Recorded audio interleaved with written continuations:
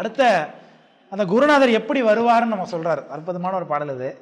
பார்வை என மாக்களை முன் பற்றி பிடித்தற்காம் போர்வை என காண்பார் காணா புவி. காணா புவியா? காணா புவி தானே. கால் படாம நான் எழுதிட்டு வந்திருக்கேன். பார்வை என மாக்களை முன் பற்றி பிடித்தற்காம் போர்வை என காணா புவி அப்படின்ட்டார். போர்வை என்னங்க? போத்திக்கிறது. இப்ப நம்மளாம் போத்திருக்கோமா? இப்ப நம்மளாம் போத்திருக்கோமா இல்லையா? என்ன போத்திருக்கோம்? சட்டை போத்திருக்கோம் இல்லையா? சட்டை இல்லையா? பெருமான் என்ன சட்டை தாண்டி வந்திருக்காரு? மானுட சட்டை. மானுட சட்டை தாங்கி வந்திருக்காரு இல்லையா? திருவருள் மானுட சட்டை தாங்கி தான் குருநாதராக வந்திருக்கு இல்லையா? அதான் சொல்றார் போர்வை என காணா புவி. இப்போ குருநாதர் போர்வையா வந்திருக்கார். அவர் உடல் எடுத்து வந்திருக்கிறது என்னது? சிவருமான் தான் உடல் எடுத்து வந்திருக்காரு. மானுட சட்டை தாங்கி வந்திருக்காரு. சட்டைங்க தான் இந்த போர்வைன்னு வந்திருக்குது இல்லைங்களா? அவர் வந்திருக்கிறது மானுட சொரூபம் மாதிரி இருக்குது. அவர் மானுடர் தான். இவங்கெல்லாம் நான் குருநாதெல்லாம் கொல்ல மாட்டாங்க. அது மாதிரி ஒரு குரூப் இருக்காங்க, நம்மள்கிட்ட பார்க்கலாம். அவங்களாம் என்ன பண்ணுவாங்கன்னா, இந்த ஆதீனங்கள்லாம் போய் தீட்சைலாம் வாங்க மாட்டாங்க. இவங்கெல்லாம் வந்து இவங்களும் மலத்தில் இவங்களும் நம்மளை போல தான் மனித வடிவமாக இருக்கிறாங்க. இவங்களும் எப்படி? எனக்கு வந்து ஞான ஆசிரியர்களே குருநாதரே போதும். எனக்கு வந்து அப்பர் பெருமான் தான் குருநாதர், எனக்கு சுந்தரமூர்த்தி சாமி தான் குருநாதர், மணிவாசக பெருமான் தான் குருநாதர், எனக்கு வந்து ஞானசந்த பெருமான் தான் குருநாதர், நாயன்மார்கள் தான் எனக்கு குருநாதர், அவங்களே எனக்கு போதும். இந்த மாதிரியான குருநாதர்கள் தேடினா தீட்சைலாம் வாங்க மாட்டேன்னு சொல்லக்கூடிய ஒரு தரப்பினர் இருக்கிறாங்க இங்கே. அவங்களுக்கு தான் இந்த பாடல். விளங்குதுங்களா? அப்போ எப்படி அந்த போர்வை எப்படிப்பட்டதுன்னு ஒரு உதாரணம் சொல்றாரு சாமி இங்க. என்ன உதாரணம் பாருங்க. பார்வை ஏன்னா மாக்கள்னா விலங்குகள்னு அர்த்தங்க.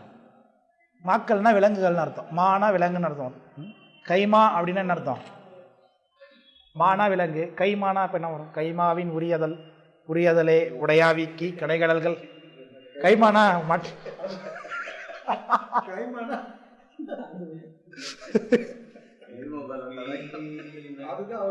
அல்ல எம்ஜிஆர் பாட்டுக்கு போல வெறியா?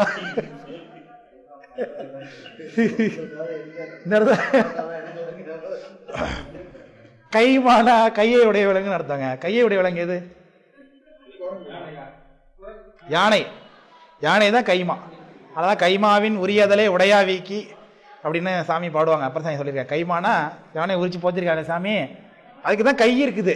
மற்றதுக்கெல்லாம் கை போல இருந்தாலும் இது சிறப்பு கை இருக்குது. குரங்கு கை இருக்குது, சிறப்பான கை இது இருக்கு இல்லையா?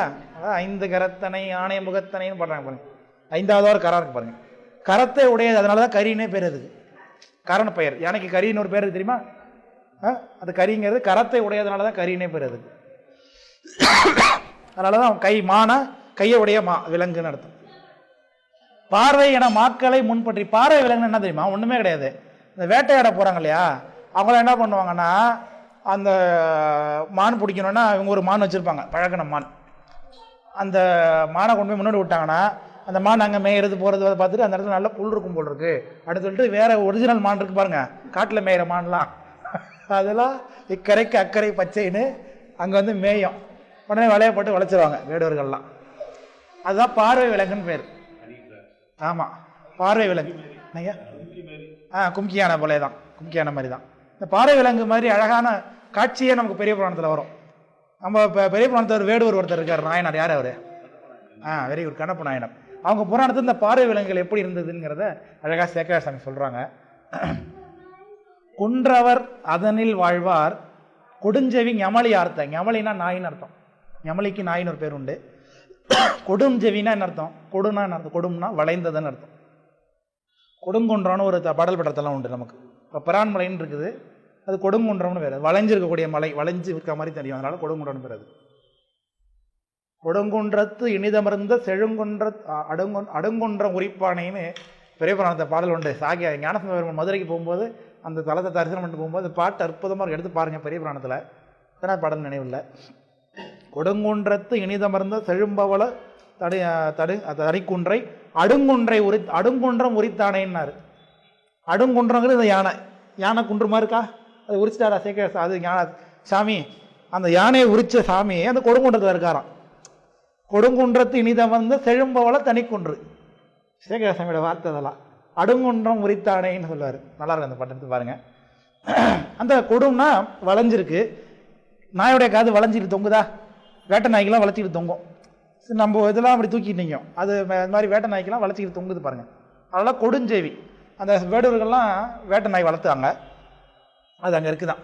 எங்கே? குன்றவர். குன்றவர்னா குன்றில் வாழக்கூடியவர்கள் வேடுவர்கள்.